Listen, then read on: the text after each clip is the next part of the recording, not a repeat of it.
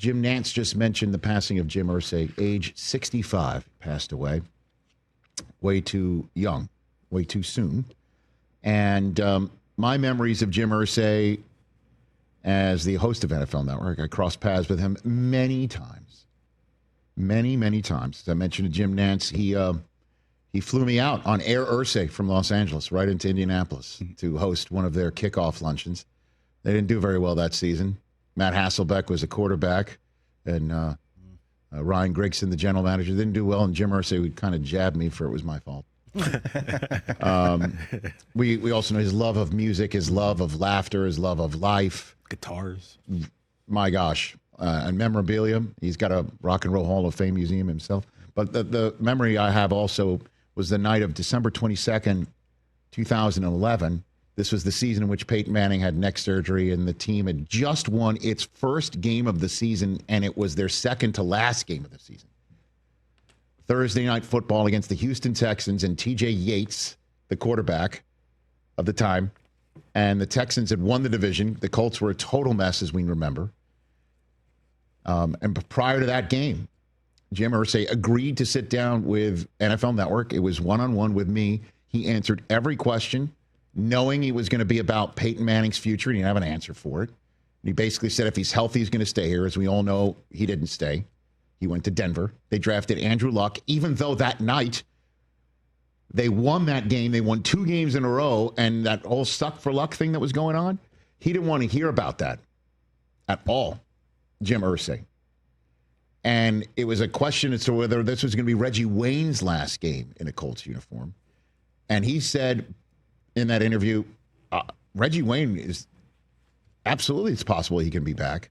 Reggie Wayne caught the game-winning touchdown pass that night from Dan Orlovsky. And the whole crowd's going nuts. And me and Irv and Mooch and Marshall Falk were sitting there on the set of NFL Network saying, what are these fans cheering for? They might have just lost Andrew Luck. They got him anyway, as we know. And Jim Irsay answered every question. He was such a fan of NFL Network. He was so open to all of us. He rolled out the red carpet every time we were in Indianapolis. I have nothing but the fondest memories of this man. And he went way too early at age 65, and I send my condolences to the Irsay family. And another thing about Jim Irsay, to just before, the end of the hour, prior to his taking over the team, it was all about, for the Colts in Indianapolis, about how they got there, right? Mm-hmm. Middle of the night, the Mayflower trucks, Baltimore moved to Indianapolis. But when Jim took over, it was really all about his tenure, what they've done in Indianapolis. Clearly, the drafting of Peyton Manning was life-altering for everybody. Mm-hmm.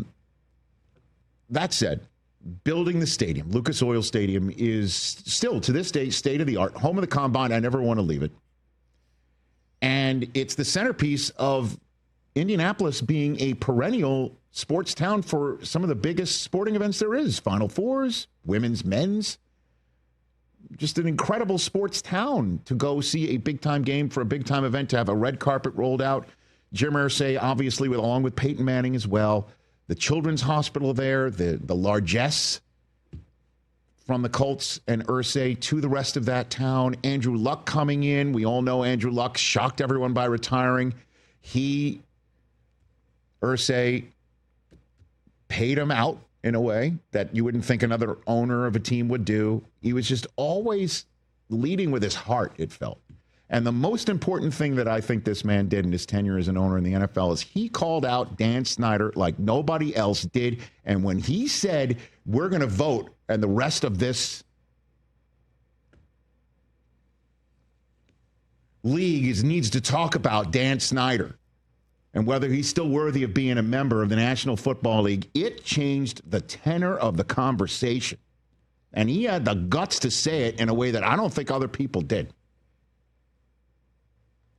And that was a crucial contribution of Jim Irsay to the National Football League, because I think a lot of people, once that was out there,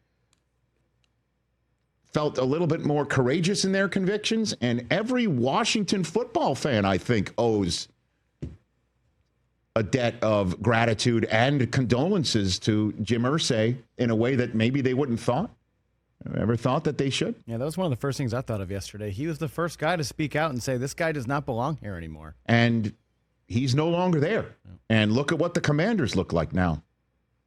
So Jim Irsay, a man of his convictions, a man who led with his heart and his soul, and also a keeper of the football flame. Rest in peace, sir.